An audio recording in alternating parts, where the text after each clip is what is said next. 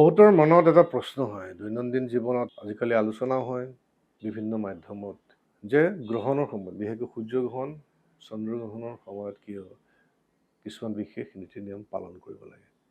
বিশেষকৈ ব্ৰতৰ পৰা আৰম্ভ কৰি স্নানৰ পৰা আৰম্ভ কৰি কিহৰ কাৰণে কৰিব লাগে, বা আমি এই সময়খিনিত বহুতে গ্ৰহণ আৰম্ভ হোৱাৰ আগতে খোৱা শেষ কৰে বা পিছত নাখায়, বা গ্ৰহণৰ সময়ত কিয় খাদ্যবস্তু গ্ৰহণ কৰিব নালাগে।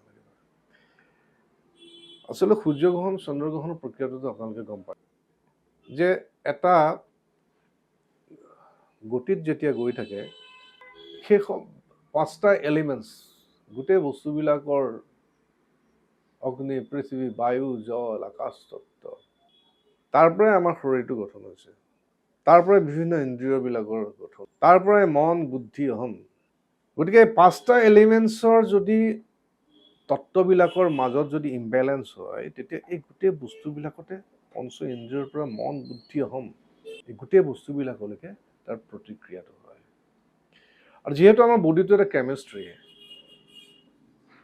আমাৰ শৰীৰটোক ভিতৰতে গোটেই কেমিষ্ট্ৰিটো আছে। বিভিন্ন অন্তঃস্ৰাৱী মানে বিভিন্ন গ্ৰন্থিবিলাকৰ পৰা লগত কানেকশ্যন আছে, এনজাইমবিলাক, বিভিন্ন ধৰণৰ এনজাইমবিলাকৰ কানেকশ্যন আছে, মানে প্ৰডিউচ হয় প্ৰত্যেকটো মুহূৰ্ততে। আমি যিমানবিলাক আমি চিন্তা ভাৱনা কৰোঁ, সেইবিলাকৰ পৰা বিভিন্ন ধৰণৰ এনজাইমৰ আমাৰ বডিৰ ভিতৰত সৃষ্টি হয়।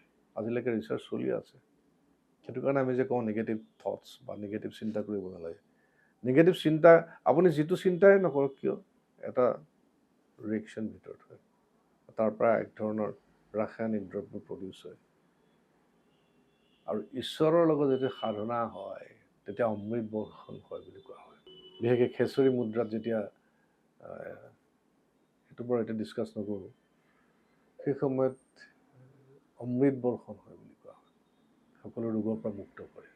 আধ্যাত্মিক পথত যে মানুহ ৰোগমুক্ত হৈ থাকে কিয়?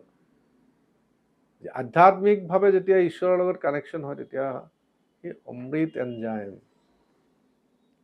ভিতৰত প্ৰস্তুতি হয়, আৰু সিয়ে আমাক বিভিন্ন ৰোগৰ পৰা মুক্তি দিয়ে। তো চন্দ্ৰগ্ৰহণ হওক বা সূৰ্যগ্ৰহণৰ সময়ত 5টা এলিমেণ্টছৰ মাজত ইম্বেলেঞ্চ হয়। গতিকে সেই সময়খিনিত আমি খোৱা বস্তু যিখিনি আছিল তাতে ইম্বেলেঞ্চ হ'ব পাৰে, বা আমাৰ সূৰ্য হৈছে আত্মা বুজোৱা হয়, আত্মাক ৰিপ্ৰেজেণ্ট কৰে, আৰু চন্দ্ৰ হৈছে মনক ৰিপ্ৰেজেণ্ট কৰে।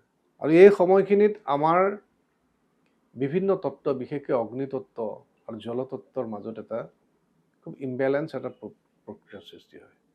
আৰু যিহেতু অগ্নিতত্ত্বৰ লগতে আমাৰ বিভিন্ন ডাইজেষ্টিভ গোটেই ছিষ্টেমটো কানেকশ্যন আছে। সদায় এটা কথা মনত ৰাখিব, আমাৰ যিটো এইটো মণিপুৰ চক্ৰ, মণিপুৰ চক্ৰই আমাৰ গোটেই ইম'শ্যনছবিলাক ৰিপ্ৰেজেণ্ট কৰে। যিমানবিলাক আমাৰ ইম'শ্যনছ আছে তাৰ পজিশ্যনটো হৈছে মণিপুৰ চক্ৰ। বিশেষকৈ মণিপুৰ চক্ৰত ইয়াৰ প্ৰভাৱটো আটাইতকৈ বেছি পৰে। গতিকে সেই সময়ত অতিৰিক্তভাৱে আকৌ তাক এটা প্ৰক্ৰিয়াৰ মাজত ব্যস্ত হ'বলৈ নিদিয়ে। আমি যদি গধুৰ আহাৰ গ্ৰহণ কৰি দিওঁ, তে মাছ মাংস খাব নালাগে বুলি কি হ'ব? গুৰুপাখি বস্তু। সেই সময়ত যদি কোৱা হয় সি এনেই ইম্বেলেঞ্চ হৈ আছে, সি যেতিয়া ইম্বেলেঞ্চ হৈ পেলাই যেতিয়া খাদ্য বস্তু প্ৰপাৰ হজম নহয়, তেতিয়া কি হ'ব? সি বিষলৈ ৰূপান্তৰিত হয়, আৰু সেই বিষ শৰীৰৰ ভিতৰতে জমা হয়, বিভিন্ন অংগ প্ৰত্যংগ, বিশেষকৈ লিভাৰ, পেংক্ৰিয়াছ বিষযুক্ত হয়। গতিকে তাৰ পৰা মুক্ত থাকিবৰ বাবে মানুহে আচলতে চন্দ্ৰগ্ৰহণ, সূৰ্যগ্ৰহণত আত্মা আৰু মন এই দুটাক এক কৰিবৰ কাৰণে আটাইতকৈ উপযুক্ত মাধ্যমটো হৈছে ব্ৰত। ব্ৰতৰ মাজেদি, ব্ৰত মানে অকল খোৱা বস্তুৱে ব্ৰত নহয়, মানসিক ব্ৰত।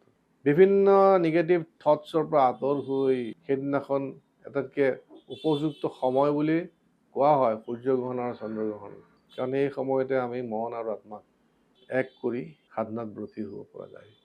গতিকে এই সময়খিনিত পঞ্চ এলিমেণ্টছ, 5টা এলিমেণ্টছৰ ইম্বেলেঞ্চ থকাৰ কাৰণে যাতে আমি শৰীৰটোক এটা বেলেঞ্চ ৰূপত ৰাখিব পাৰোঁ, সেইকাৰণে এই নীতি নিয়মবিলাক পালন কৰা হয়। আৰু এইখিনি চাইণ্টিফিক, বৈজ্ঞানিক দৃষ্টিভংগীৰে সম্পূৰ্ণ বৈজ্ঞানিক তত্ত্ব আছে ইয়াত, বৈজ্ঞানিক বিশ্লেষণ আছে। এইবিলাক কোনো অন্ধবিশ্বাস নহয়। নমস্কাৰ।